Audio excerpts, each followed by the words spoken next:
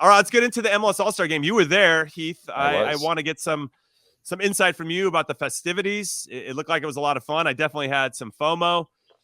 But the All-Stars ended up losing 4-0 to Arsenal, and it's not a good look when that happens. I remember 2011 or 2010. Both of them, actually. Okay, yeah, they played Manchester United in one of them, and it was 6-1. I wasn't an All-Star that season. No, I was both of those, and both of those were bad beatings. What was interesting, though, and I think this is important context because as it pertains to what does it look like for the league, we ended up playing Kansas City. We played Manchester United before they played the All-Stars, and we beat them 2-1. And I got a red card in that game. Awesome, because I'm awesome. And I think what that shows is that when you have an organized team that has an identity, knows how to play together, it's going to be obviously more competitive than when you throw a couple, 20 guys together, though talented, and ask them to be competitive against an Arsenal who are competing for the Premier League or hope to be competing for the Premier League this season, are trying to get something out of the game, are playing pretty hard. Obviously, some guys are trying to play for more minutes, trying to get starting positions, trying to stick with the team in general, not get loaned out like Balogun or get sold. So I'm not surprised that scoreline was what it was, but it just doesn't look good regardless.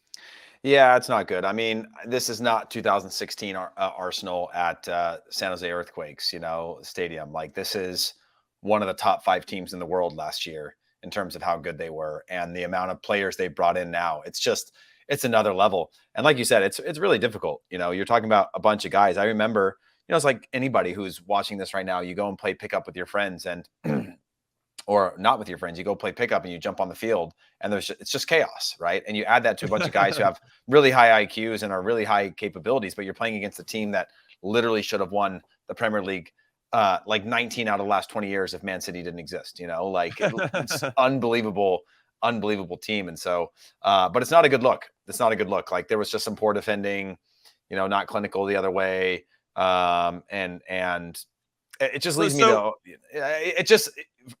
even for all of us who are all-stars in the past, like, it hurts when this happens because it just, no matter what the narrative comes out of, just like lack of quality. Like, I had friends that aren't big soccer fans, but they're soccer fans. They went to the game and they came back and they're like, man, they got battered. And they didn't even understand what the All-Stars were.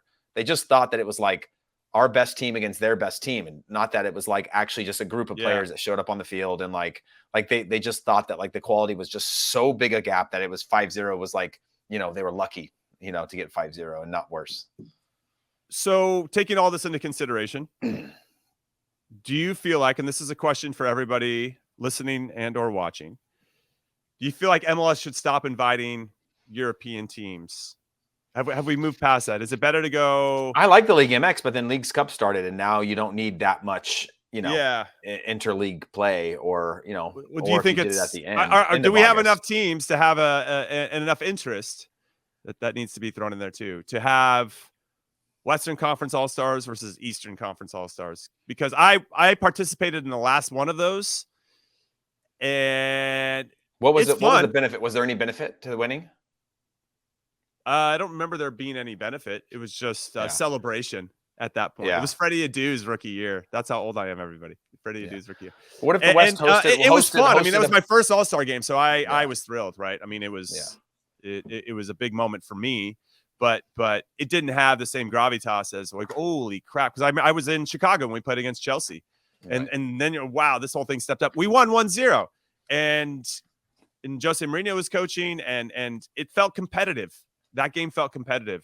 Yeah. Maybe because of the roster that Peter Novak put together in that particular game, but we were up for it. And even though Chelsea rolled out their best players, and you could feel it, right? All of a sudden the game, okay, this is in fun time's over about 30 seconds in. Now it's time. Didn't we beat Bayern Munich too in Portland? I mean, there was a couple ones where we've competed really well against good teams, but like, I don't know, man. Arsenal are well, look at that though. When that happens, I feel like the European teams have an excuse, built-in excuse. It's preseason.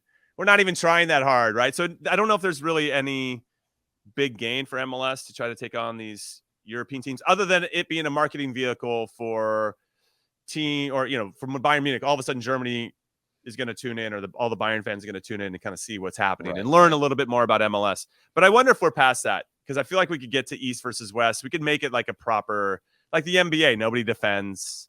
It's, you know, the games would be 15 versus 14. I actually think you could put in some different types of rules, or when I did the TST 7v7 tournament, why not do something like that? Like instead of like maybe broadening the player pool of having 28 all-stars or whatever, you could just have like a really fun 7v7 tournament, change all the rules. If you score from a distance, like you could have 3-pointers for, like, kind of just make it, I don't know, like Rock and Jock. Remember that for MTV when they had all these crazy rules and they had celebrities come out with the athletes and play and made it a little bit more, I don't know, fun to watch, right? So I think that there's some things that they can do, and I wonder what they're thinking about moving forward, because I agree with you. The Leagues Cup kind of usurps what's happening now with any Liga MX, MLS All-Star stuff. And now I don't know if there's as much value to taking on European teams. So I'm very curious to see what happens moving forward. Yeah, it's a hard one, right? And this point of the schedule, because by the way, going back to 2010, it was, I think, 6 or 5? 5-2 at Reliance Stadium. That was when I played in that one. Kevin Alston gave up that back pass at the start of the game, and then they scored within like a minute, and then we were like, oh man, it's gonna be a tough one. Then we lost again the next year to Man United at Red Bull Arena. I was in that one as well, 4-0. And those were embarrassing, man. It was embarrassing. Like, I remember, and no disrespect to David Beckham, but he would like come into my position, drop off to get the ball, and then he was just like doing like showboaty stuff the whole time. And he'd like push me out of the space, hit a long diagonal that he'd under hit. They'd turn it over and counter the other way, and I'd have to run all the way back to like cover for him. And I was like, dude, I am doomed on this one. This sucks.